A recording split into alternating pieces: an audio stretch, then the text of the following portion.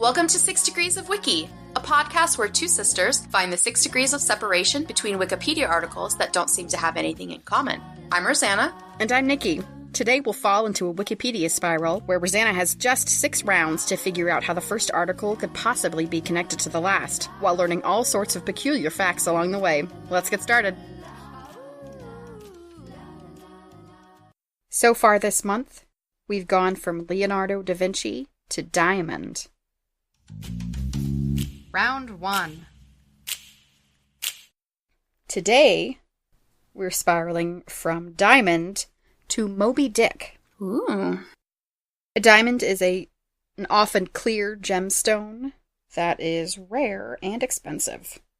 Moby Dick is a novel by Herman Melville, written in the late 19th century about a great white whale who is pretty vengeful. Rosanna, do you see anything in common between diamonds and Moby Dick? I have a couple of things to say. All right. 1, no, I don't see anything in common. I have no idea how we're going to get from Diamond to Moby Dick. 2, right. You got a lot of nerve picking a story about a giant whale when it has been established several times I am scared of whales. I'm just trying to give you information so you can hopefully reduce your fear. I mean, you actually just called the whale vengeful. How is that going to help? That's true.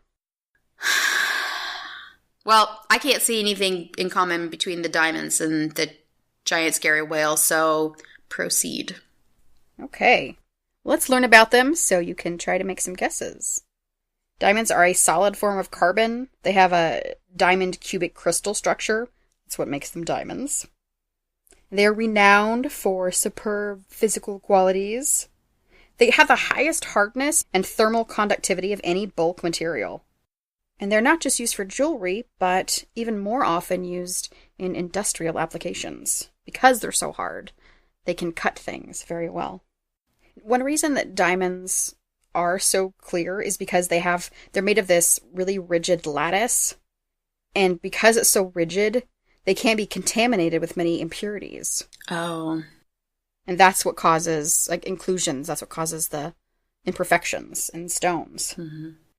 Small amounts of defects or impurities can actually color diamonds blue with boron, or yellow with nitrogen, or brown, which is just a lattice defect, or green because of radiation exposure. Ooh. I don't think I've ever seen a green diamond. I think I'd like to see that. Yeah. You've probably heard of the 4 C's, the 4 characteristics of diamonds. Mm-hmm. The carat, which is weight, cut. They have different qualities of different cuts. Color, how close to white or clear it is. And clarity, which is how free it is from inclusions. Diamonds are the hardest known natural material based on the Vickers scale and the Mohs scale. The hardest natural diamonds mostly come from South Wales, Australia, or the New England area. And they're usually pretty small, a perfect octahedron, and they use them to polish other diamonds because diamonds are so hard that only diamonds can cut diamonds. I heard you like diamonds, so I polished your diamond with some diamonds. Now, the crazy thing about this is that doesn't mean diamonds are impervious to damage. Because they're so hard, they're actually brittle, so they can be completely broken. So they're strangely fragile, but the hardest material we've got. And we've talked about diamond rains on planets before. On Uranus and Neptune, they've done experiments that predict that there are large quantities of diamonds condensing from methane into a diamond rain on those planets. Wow. There may be some extrasolar planets composed almost completely of diamond. Oh my gosh. Can you imagine? Just a diamond planet. Ah, that's wild. Round 2. Now that you have a little more information, Rosanna, what do you think the next degree is between Diamond and Moby Dick? Oh, haha. Like what you just told me is supposed to have been helpful? None of that was anything at all like a whale or the ocean or... So, based on that, I'm just going to guess a word that's one of the words you said.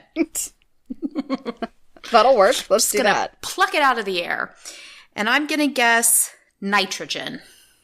Your guess of nitrogen is incorrect. Okay. But man, were you close. Really? The next degree is boron. Oh my gosh. It was like the one example just before nitrogen. I just plucked a little to the right, I guess. You did. Boron is a chemical element. Its symbol is B. Its atomic number is 5. It's produced entirely by cosmic ray spallation, which is a naturally occurring nuclear reaction, and supernova, which is a star exploding. It's a really low abundance element in the solar system and in Earth's crust. And boron, which was weird to me because I would have thought it was the other way around, comes from the mineral borax. Here's what's weird. Elemental boron is found in really small amounts in meteorites, but chemically uncombined boron is just not otherwise found naturally on Earth. So unless it came from space, we don't have naturally occurring boron on Earth. About half of all boron that we use on Earth is an additive in fiberglass for insulation. Borates have a really low toxicity in mammals. It's about the equivalent of table salt. But they're really toxic to arthropods, so boric acid is used as an insecticide, usually for ants and fleas, cockroaches. Yeah. Boric acid is also a little bit antimicrobial, so they often use it for organic antibiotics. Interesting fact, the largest known boron deposits are in Turkey, and that's where about 50% of the world's boron comes from. Wow, that's a lot. And 23% of global boron production comes from a single mine called Rio Tinto Borax Mine in Boron, California. Round 3. Rosanna? Mm-hmm. Anything? What's your guess? What is the next degree between boron and Moby Dick? So I'm thinking... What am I thinking? I mean, I wrote down, like, supernova, fiberglass, Turkey. I don't imagine that we need to go out into space anymore with the supernova. Okay. So I think I'm going to bring it earthbound, and I'm going to go, like, Turkey. Your guess of Turkey is incorrect. The next degree is arthropod. That's like an animal. Just like a whale. It literally is an animal. How did I... It's an invertebrate animal. It has an exoskeleton, which is a skeleton on the outside of your body. It also has a segmented body and paired jointed appendages. They're from the phylum Arthropoda. It includes insects, arachnids, myriapids, and crustaceans. So their exoskeleton is rigid, and it really stops much growth from happening, so they have to replace their exoskeleton periodically by molting. There are over 1 million described species of arthropods. Whoa. They make up more than 80% of all described living animal species. Oh, I don't like that at all. So the number of species of arthropods is somewhere between 1.1 million and 10 million, which is a big range.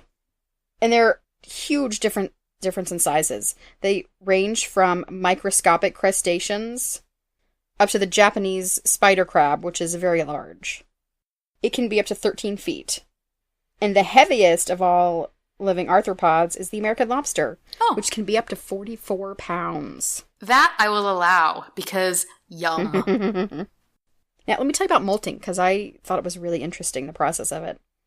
So, an animal will stop feeding, and its epidermis will release the molting fluid, which sounds like a really gross drink. It's this mix of enzymes, and they start to digest the endocuticle, and that lets the old cuticle detach. This sounds really gross.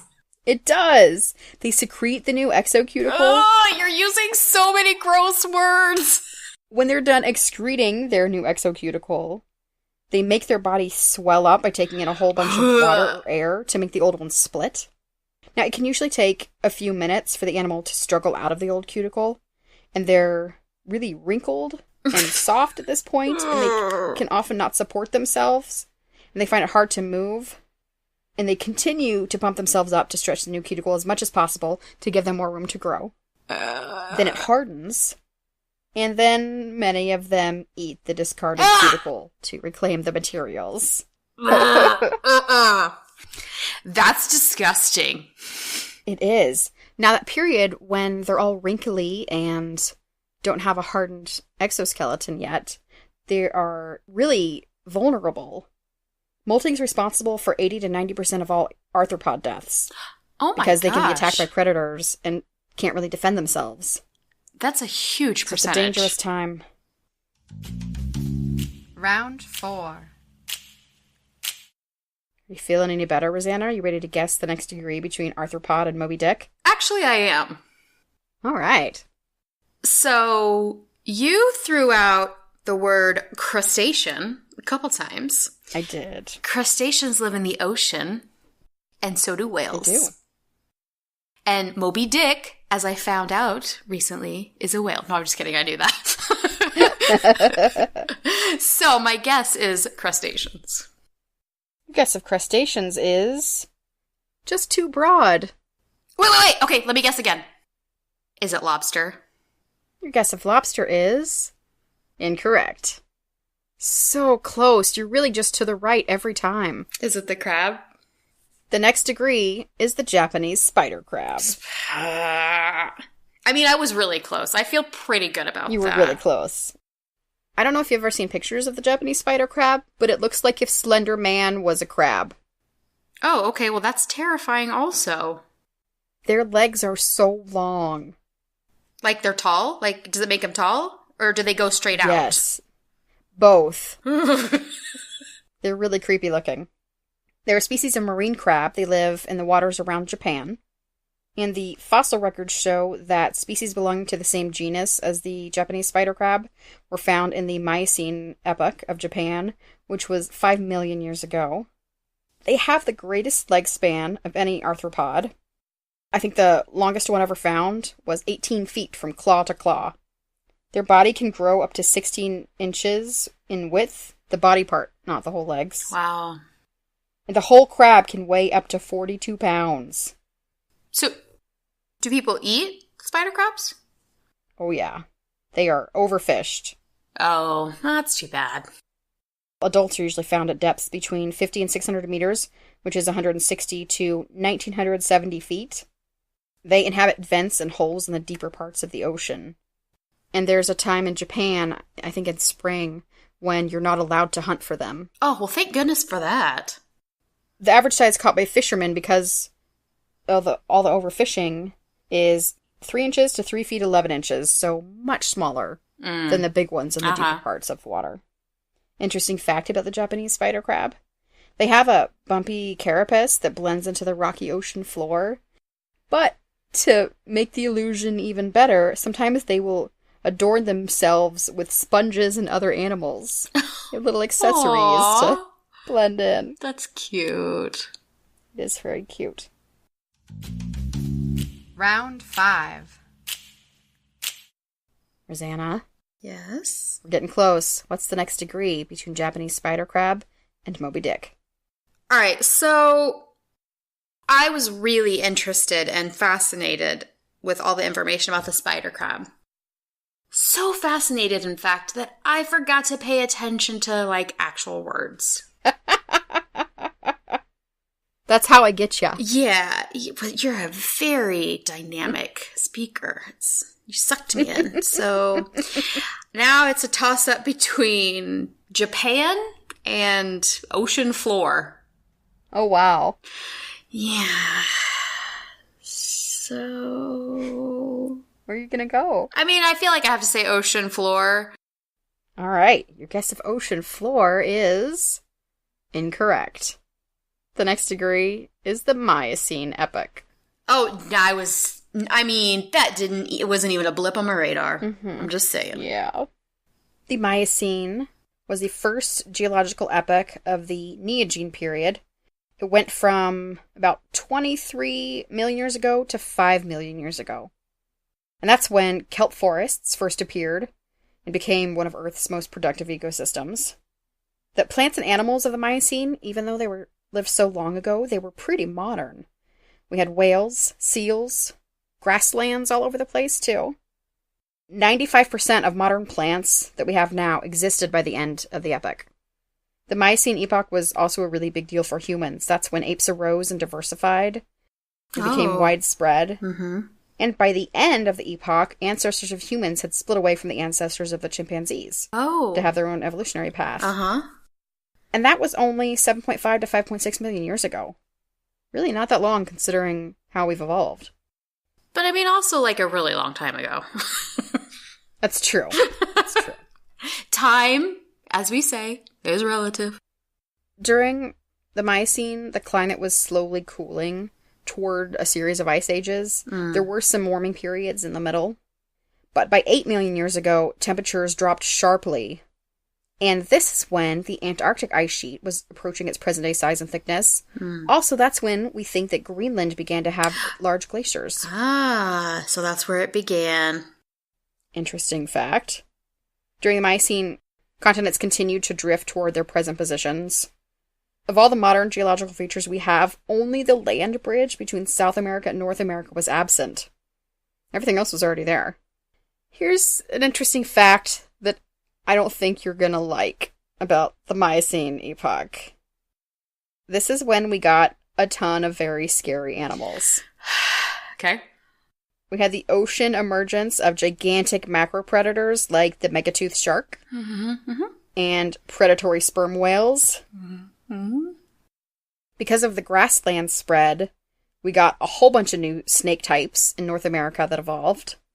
And for me, the creepiest one is in South America. We got giant crocodiles that were up to 59 feet long. What? 59 feet? That's just too big. Too big. That's way too big. A lot of those animals are extinct. Well, thank goodness for that. Round 6. Rosanna, this is your last guess of the month. What is the degree between the Miocene epoch and Moby Dick? It's whales. Your guess of whales is correct. Of course it is. I didn't want to go that easy, but I couldn't really get around it. Also, whales are super cool. Okay, let's talk about whales. Whales are a really widely distributed and diverse group of completely aquatic, placental marine mammals. So they have placentas, that's how they grow their young. They're creatures of the open ocean. They feed, mate, give birth, suckle, raise their young, all at sea. Sometimes they show up in literature and film, like the great white whale of Moby Dick. This is weird. Their closest living relative, just take a guess. Dolphin? I will say they diverged about 40 million years ago. The hippopotamus. What? What? So there are two parv orders of whales. You have baleen whales and toothed whales. And we think they split apart about 34 million years ago. So baleen whales don't have teeth. They have plates of baleen, which is this fringe-like structure. Mm-hmm. They bring in a whole bunch of water in their mouth and then expel it through the baleen. The baleen traps krill and plankton that they feed on, and then they swallow it. Baleen whales have heads that can be up to 40% of their body mass. And toothed whales have conical teeth that they use to catch fish or squid. And while baleen whales have a really developed sense of smell, toothed whales have a very well-developed sense of hearing that works for both air and water. It's so well-developed, they can survive sometimes even if they're blind. Wow. Whales can range in size from 8.5 feet to 98 feet long. No. Yep. 98? That's the blue whale, which is the largest creature that has ever lived. Bigger than all the dinosaurs, bigger than that terrifying giant crocodile, bigger than everything. Just the fact that it's bigger than the dinosaurs is crazy. 98 feet? I can't even picture how big that is. Whales can be anywhere from 298 pounds to 210 tons. What? I have a few interesting facts about whales. So, you've probably heard of blackfish, like the killer whale. There's a pygmy killer whale, a false killer whale, 2 kinds of pilot whales, and the melon-headed whale. None of these are actually whales. They're dolphins. Wait, a killer whale? What? Yep, it's a type of dolphin. It is not a whale. You mean an orca, right? Is that what you're talking about? An orca's a dolphin? Yep. No. Unexpected, right? Yes. Okay, well, I mean, I'm picturing an orca, and I can actually see that. That makes a lot of sense. Yeah, their body shape, it's like a giant dolphin. It is like a dolphin. Why are we calling it a whale? I don't know. Some captive whales, and whales are very intelligent, they've occasionally been known to mimic human speech. And because they have such a different vocal mechanism, it's incredibly difficult for them. It takes a lot of effort for them to do that. And because of this, scientists think that they have a strong desire to communicate with us, with humans. Ooh. Isn't that neat? That's super cool. So that's whales. Let's talk about a specific and mostly fictional whale in the novel Moby Dick. Moby Dick was an 1851 novel written by American writer Herman Melville. It was the narrative of a man named Ishmael who was on a whaleboat.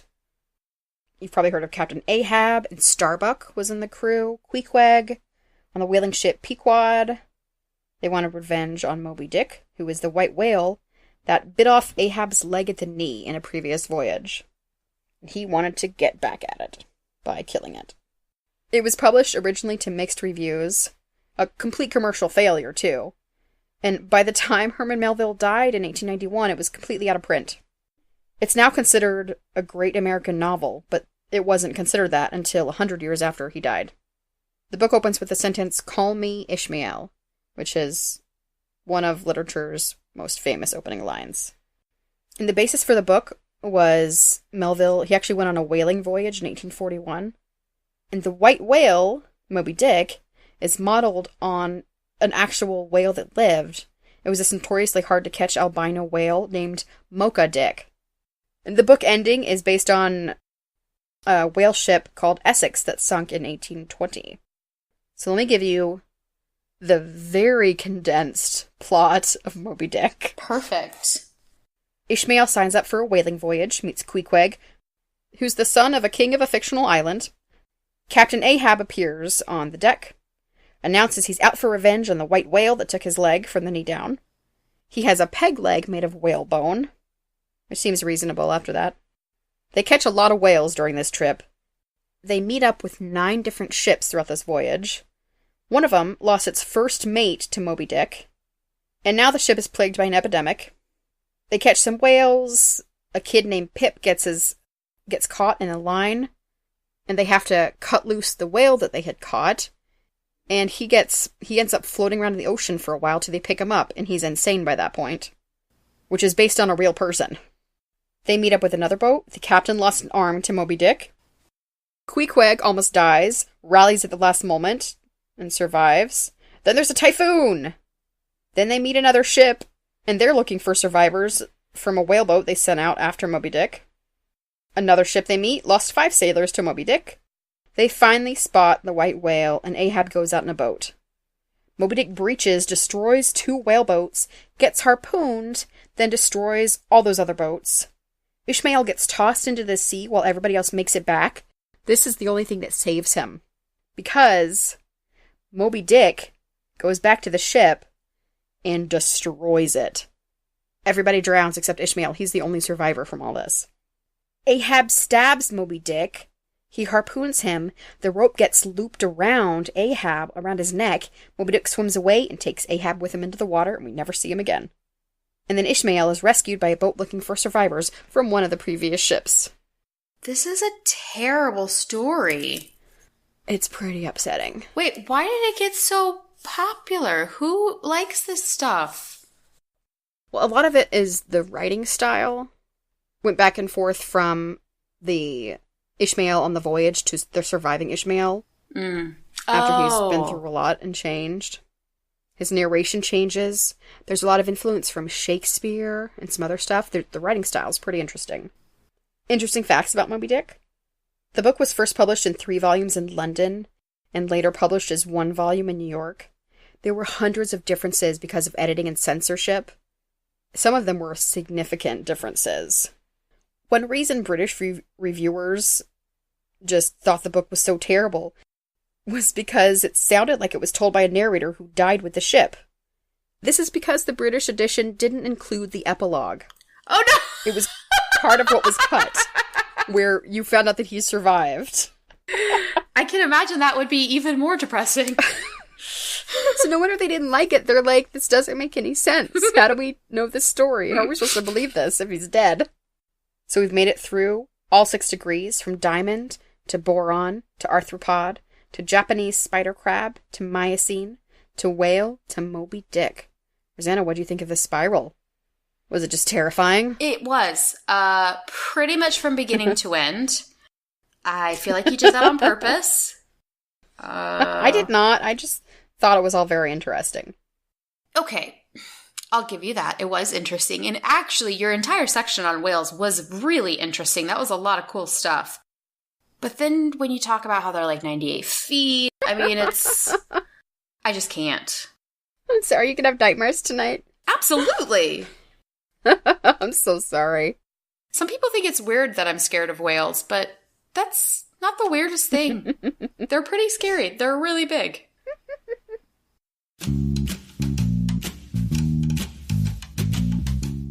It's time for Cheek of the Week. Our cheek this week is celebrating summer, and for that, we have a special guest. Our special guest is my 15-year-old daughter, Riley. She's going to be a sophomore in high school this fall, and she was a camp counselor for 8 and 9-year-olds this week. And she has come on the show to tell us some of the really funny stuff that she overheard them saying to each other. Welcome, Riley. Hello. Did you have fun being a camp counselor? I did. It was a really fun experience. All right, let's hear what they said. Okay, so the first one I have was a conversation between 2 girls on the bus. One said, "Do you say it Caribbean or Korean?" The next one was the same conversation between the 2 girls, and the first one said, "This whole time I thought she was African, but it turns out she's Cuban. Makes sense because she knows a bit of Cuban." What does Cuban sound like? It sounds kind of like Spanish. Yeah. The next was a conversation, or really an argument, between 2 boys for about 5 or 6 minutes that was just what constitutes as a chicken strip or a chicken nugget. The next one was at snack time. A girl said, "God wouldn't want you to not share your M&Ms because Jesus always shares, and that's not fair to him." The next was a conversation between the same 2 girls in the beginning. "Are you Chinese or Asian?" And then the next girl says, "I'm black." And then she says, "Oh, my other guess was Eastern European." Then in the morning announcements, one of the leaders said, "Did everyone wake up and say, 'I'm excited to be alive'?" And this one kid just screams, "No!" Some kids in the back of the bus were hitting each other with their lunch boxes. And this one girl goes, "They're psychopaths." And then another one says, "No, if they were psychopaths, then they'd kill cats. And there aren't even any cats here." Is there a reason there are no cats there? Didn't think about that one. The next was at Arts and Crafts. I just was walking by and I heard a whisper in the wind. "I like to dig holes and hide things in them." And then at the closing announcements, we had a leader say, "Make sure you have lots of energy when you're performing because your parents will be watching everything you do." And one of the kids yells, "Like Santa!" We were at lunch one day, and there were these 2 boys sitting next to each other, and one of them was eating applesauce. And the second boy said, "Can I have some of that?" And he goes, "Sure," and just pours the applesauce into his open palm. Well, Riley, thank you very much for coming on the show and telling us your funny stories. Thank you for having me, Mom. And thank you for being a subscribed listener of the show.